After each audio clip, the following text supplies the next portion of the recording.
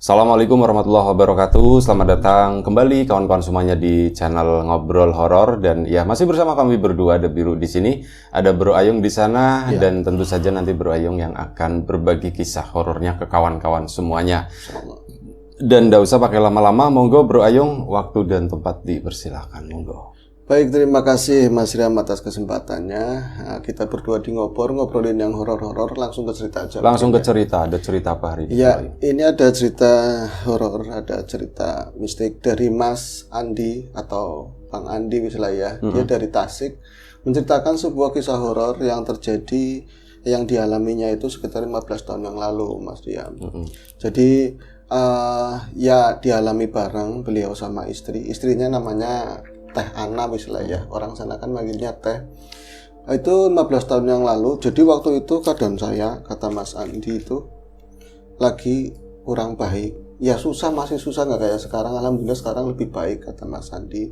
Jadi saya masih kerja di sebuah inilah ya, warung kuliner sama bos saya.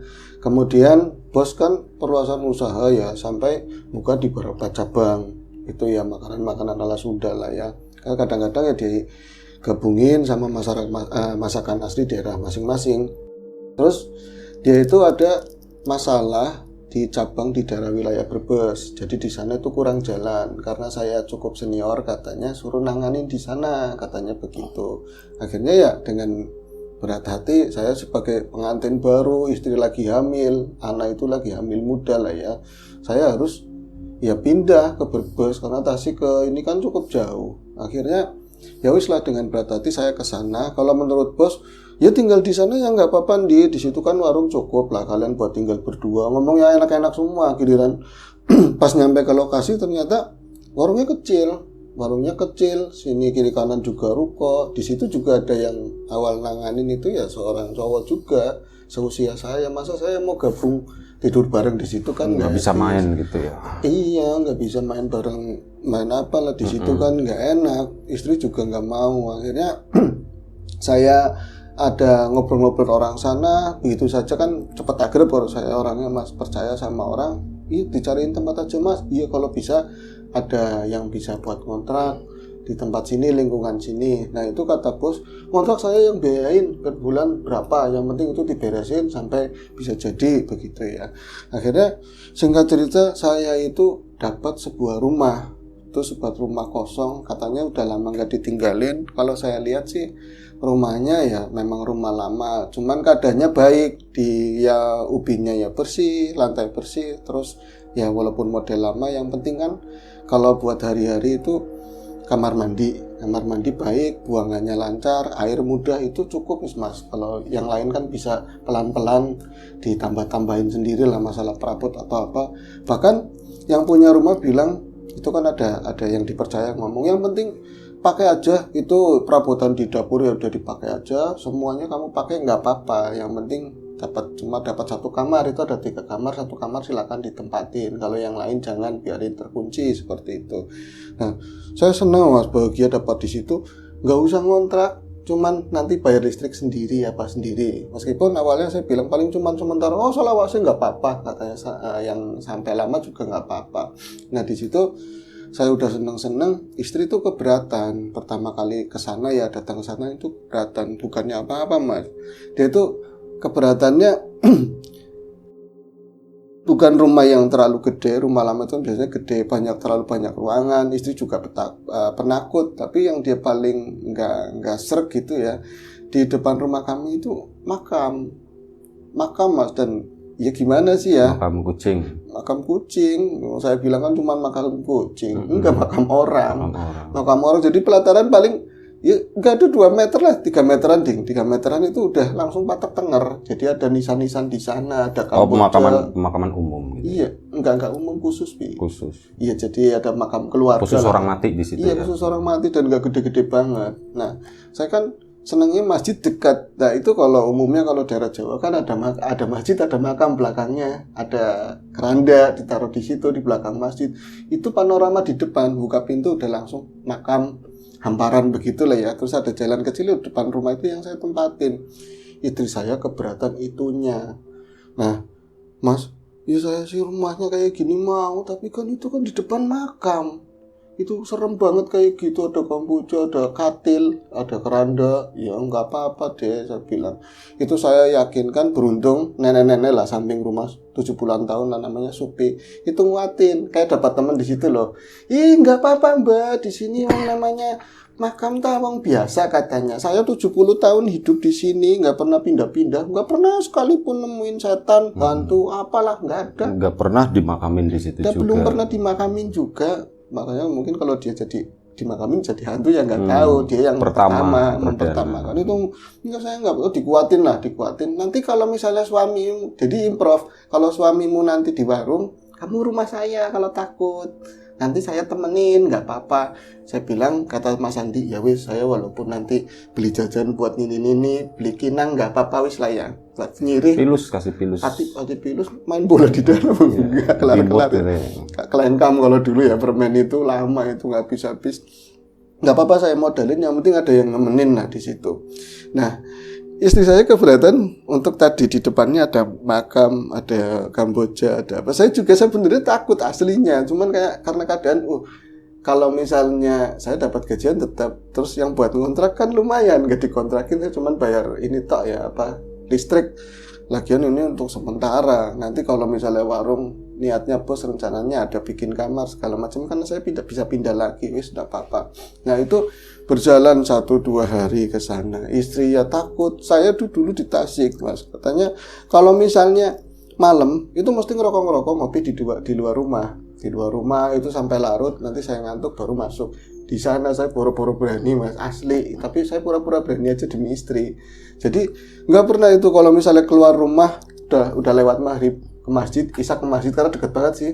Nanti balik lagi itu keluar kalau ada orang namanya jadi warga situ ya diundang selamatan, tindak itu aja sebenarnya. Lingak-linguk nunggu orang kalau lewat. Terus misalnya mau berangkat saya gembol, pulangnya ikut. Tapi untuk sendirian yakin saya nggak berani, kiri kanan juga bukan rumah-rumah, kebun-kebun kan, serem lah, kecil tapi perasaan serem banget lah. Makin kesana, makin hari makin nambah saya tinggal di sana sama istri, muncul mulai cerita-cerita. Kalau di situ itu makam kecil tapi lebih sintru daripada makam yang utama, makam umum, makam keluarga jarang-jarang dimakamin, tapi di situ tuh sering kalau orang lewat sering digangguin, kadang-kadang ada yang nimpuk. Kan jalanan gitu ya, ada jalanan kecil depan rumah itu ada nimpuk pakai batu, tapi arahnya dari makam. Kadang-kadang ada orang yang seakan-akan suara gede, tua tapi nggak ada wujud. Kadang yang ekstrim, yang muncul sosok pocongan di situ dekatnya katil, dekatnya keranda. Aduh, saya malah ditakut-takutin cerita seperti itu. Harapan saya semoga ini nggak pernah sampai ke istri. Lagi pula ada Nyi Supi kan yang bakal menganulir cerita-cerita tersebut. Nah tapi makin ke sana istri makin banyak ngerengek-ngerengek, Mas pindah aja. Emang kamu kenapa? Itu kan hari-hari kan ke pasar, kadang-kadang pagi mesti saya beli sarapan kan, nggak masak. Itu dari orang pasar, ibu-ibu lah ya. Kamu di rumah situ yang kemarin aja ada seminggu nggak kuat, ada yang ngontrak udah bayar setahun juga paling 2 bulan pergi. Rumahnya ya serem, di depannya itu makam isinya setan tok seperti itu, ditakut-takutin. Nah saya bilang begini, Mas, kamu kalau jadi orang susah, kita kan jadi orang susah begini ya, jangan takut sama makam. Itu yang di dalam kuburan itu orang mati semua, urusannya udah sama Gusti Allah, nanggung jawabin selama dia hidup kayak apa di alam kubur. Pura-pura nakutin kita, itu rada masuk ke istri. Iya sih, tapi saya tetap takut, Mas. Ya udah jangan keluar malam. Kalau misalnya udah sore, kamu jangan main ke rumahnya Supi aja, langsung di rumah. Kalau nggak Supi suruh ke rumah, dia kan sendirian kan ya, anak-anaknya udah ke Jakarta semua kan.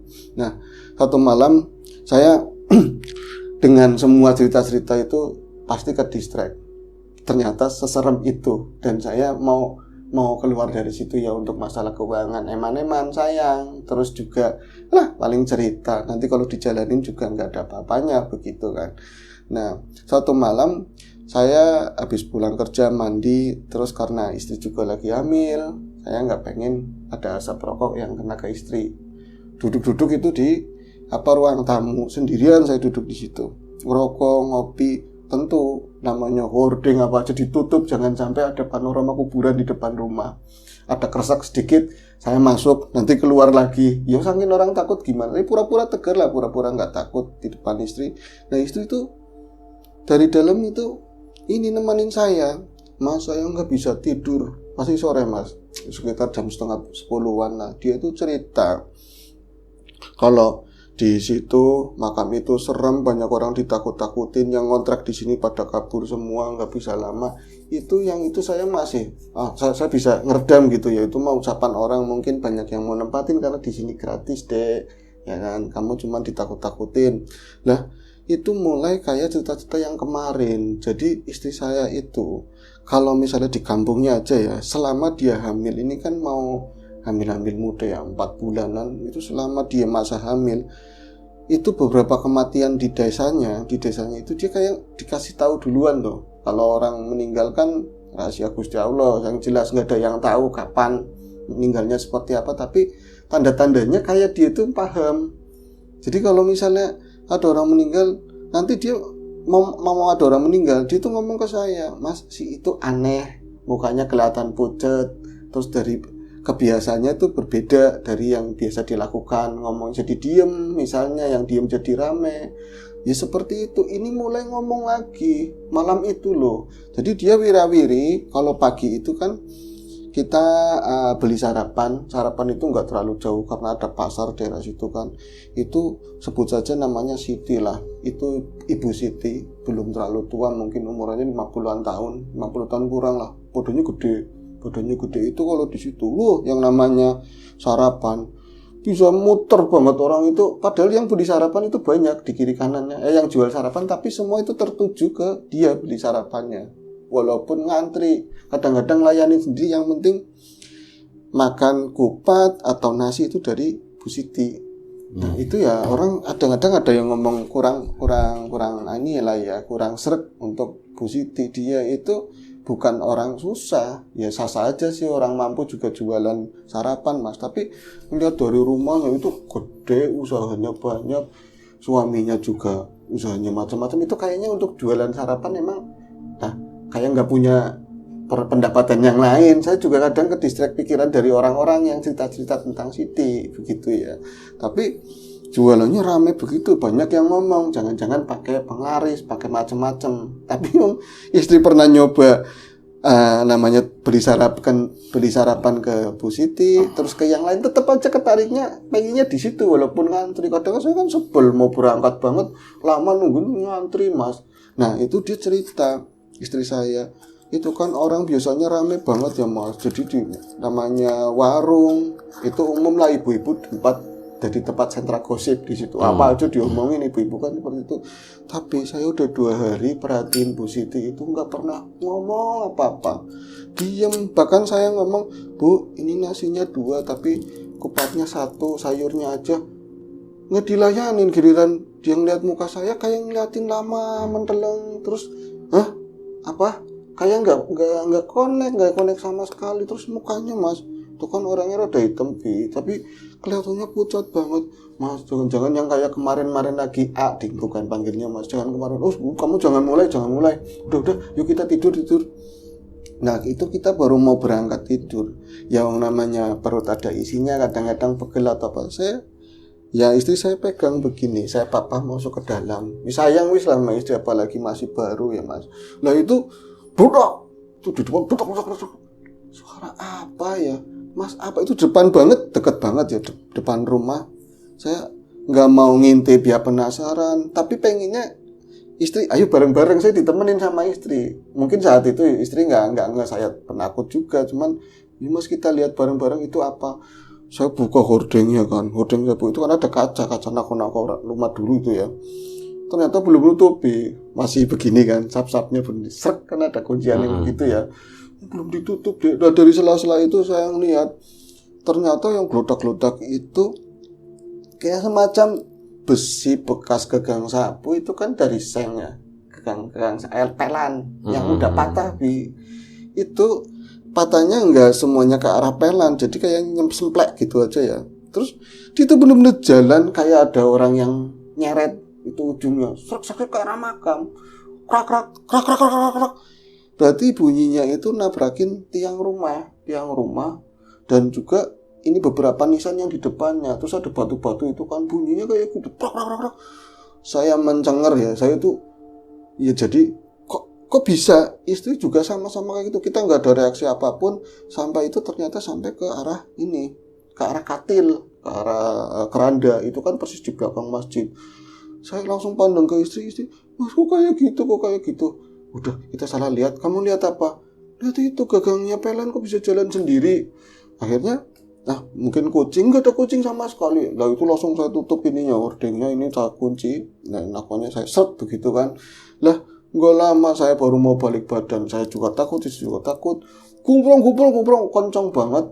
Saya akhirnya, daripada penasaran, kita lihat aja deh itu apa, kita lihat lagi itu apa. Saya lihat begitu. Yang namanya keranda itu benar-benar kayak orang lagi joget, mungkin itu asli. Kayak kata-kata tetangga yang ngomong. Itu kalau mau ada orang meninggal, biasanya begitu. Tadinya pelan. Dan gagang pelan itu kayak ditabu-tabu di situ loh. Kayak ada yang tek. Lama-lama tuh bruk. Yang aneh, itu kan kalau misalnya keranda di bawah biasanya ada yang buat mesti naruh mayat mau dimandiin, itu di bawahnya ada tandon air.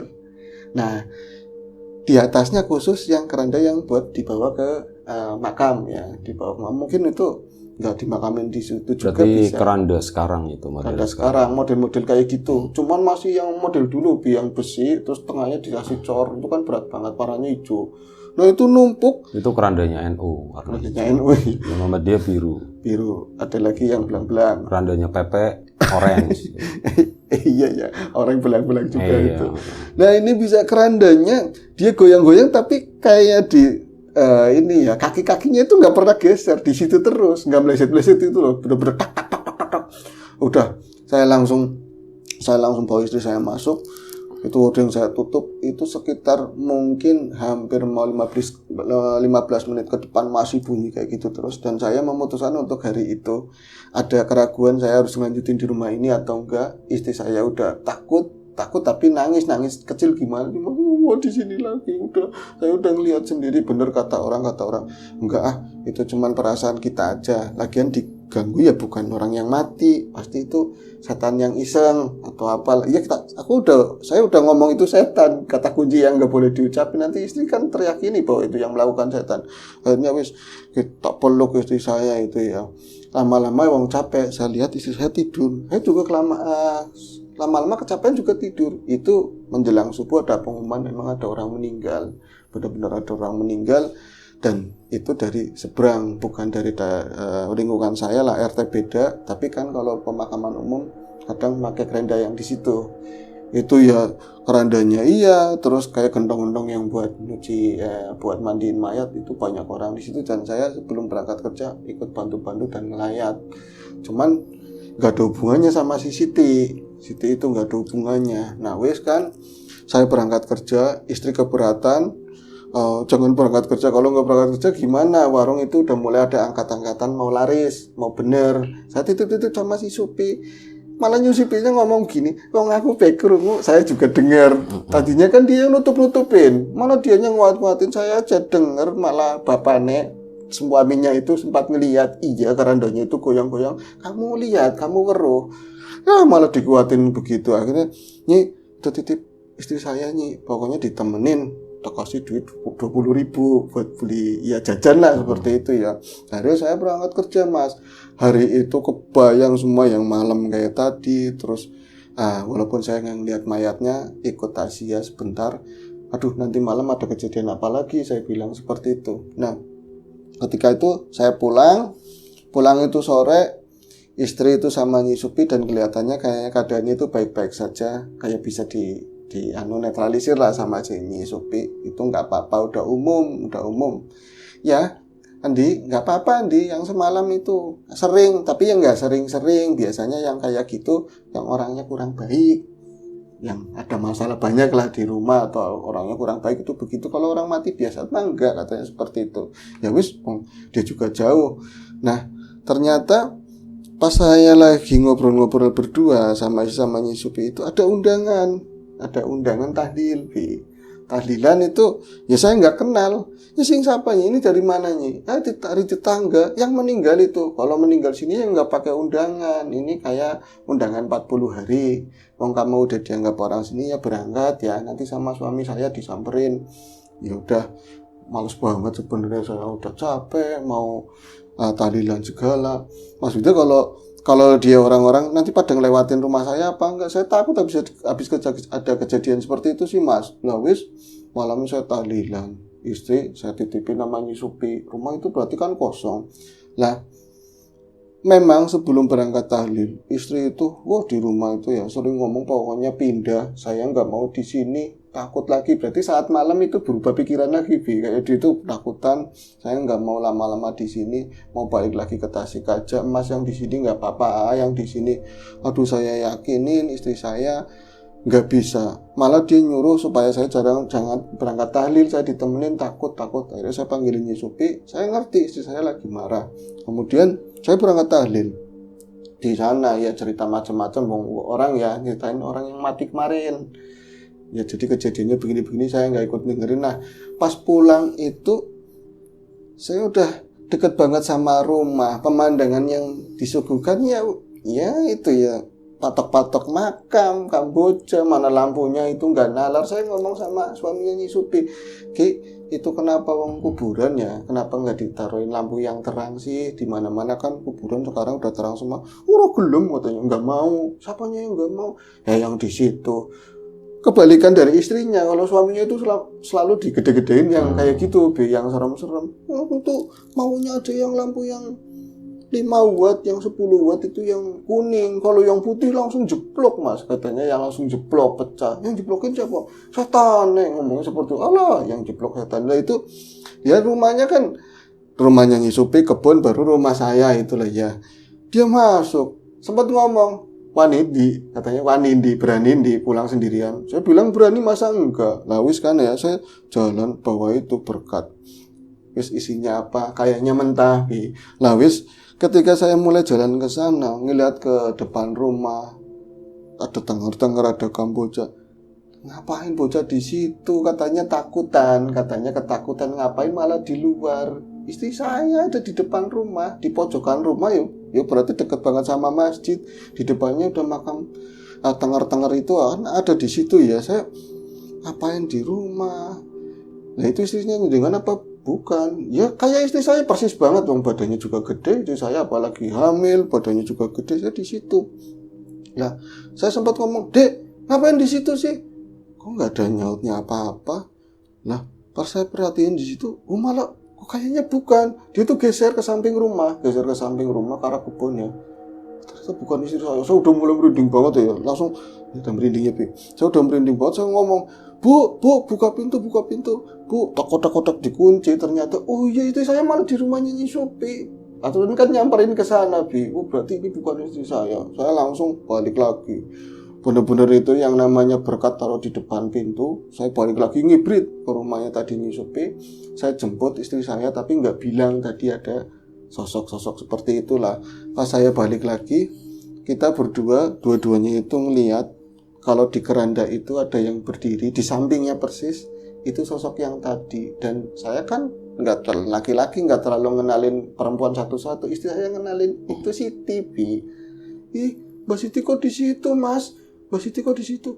Emang itu Siti? Sampai ngeliat, saya ngeliat dari Siti itu bener-bener cuman kayak pakai ini kain mori, mukena lah di sini. Mukena tuh ada atasannya, dia enggak, cuman kayak semacam di sini kayak kaos, terus kesananya itu gombrong-gombrong, badannya gede. Emang itu Siti? Iya, tapi nggak ngeliatin ke arah kami. Pas saya perhatiin, tuh Mas pucet banget, ngapain di situ ya? Lepas lagi diperhatiin, kayak digeser begitu aja Mas. Jadi dia tuh berdiri di sampingnya keranda, terus lama-lama dia tuh kayak geser seret pas di keranda dan membayang itu pas di dalam. Lama-lama kayak baringan kayak gitu, di dalamnya keranda. Itu saya kayak baru ngeh gitu loh. Ini sesuatu yang mirip kayak dia kejadian-kejadian orang yang mau meninggal itu. Cuman kan saya makin pas dia tiduran begitu nggak jelas dan hilang, nggak ada apa namanya kelihatan apapun. Istri saya masih lihat dan katanya, Mas ngawi kesini ke arah saya, tangannya katanya begini merojol dari ini ya, kain putihnya itu langsung yang namanya kunci. Saya buka itu nggak bisa saking paniknya. Tahunya nggak dikunci, yang tadi itu kayak panik juga nggak dikunci. Terus ya namanya berkat itu kesampar-sampar pada jatuh mentah ini. Saya nggak mikirin, kita masuk ke dalam rumah kan. Wis malam itu dilalahnya saya itu ngantuk banget, istri saya juga begitu. Pagi-pagi ada pengumuman yaitu meninggal, siapa namanya, Siti meninggal. Kita tasya karena dekat banget rumahnya dan orang yang hadir banyak. Cuman banyak yang geger, katanya bodohnya lebam semua, kemarin sehat, nggak ada macam-macam lah. Sampai saya ikut pemakamannya, ya itu berat banget dong, namanya orang badannya gede kan. Jadi apa yang namanya suami, terus saudara-saudaranya kan banyak laki-laki. Cuman apa karena orang punya ya, terus banyak orang yang hadir, bukannya dia ngusung jenazah, ini sih ngeresul aja ya. Kok malah kayak nyerahin semuanya ke warga begitu loh. Ya pada ada yang ngomong macam-macam, dan itu saya tahlilan ke sana. Kemudian pas 3 harinya istri saya ngelihat lagi. Nah itu salah satu Siti itu yang keluarganya, yang makam keluarga di situ. Jadi dikuburinnya di depan rumah. Jadi full yang namanya saya pulang ke rumah langsung nemenin istri sampai tidur banget, nggak pernah keluar karena makamnya itu, kuburannya itu persis kayak di depan pintu. Di situ ada pohon apalah ya, di samping itu persis. Jadi wanginya itu ke dalam, dengar terus atau kita kecium terus. Hanya pas malam ketiganya saya buka pintu, saya nggak ngeliat apa-apa, tapi istri ngeliat keluar. Berarti di belakang saya ngeliat, katanya di makam itu ada yang lagi duduk di pusara. Di makam itu Sitinya duduk di situ, kata istri saya. Akhirnya fix paginya saya cabut, nggak di situ lagi. Bahkan karena keadaan warung lumayan membaik, saya balik lagi ke Tasik. Itu nggak pernah ke situ lagi. Itu pernah ada cerita seperti itu. Oke. Baik, udah kelar Bro Ayung ya. Baik, itu aja ceritanya. Terima kasih Bro Ayung. Kawan-kawan di rumah juga terima kasih banyak sudah mampir di channel ini, sudah sampai di detik menit ini. Terima kasih banyak. Sampai jumpa di episode selanjutnya. Ngobrol horor, jaga kesehatan kawan-kawan semuanya. Assalamualaikum warahmatullahi wabarakatuh.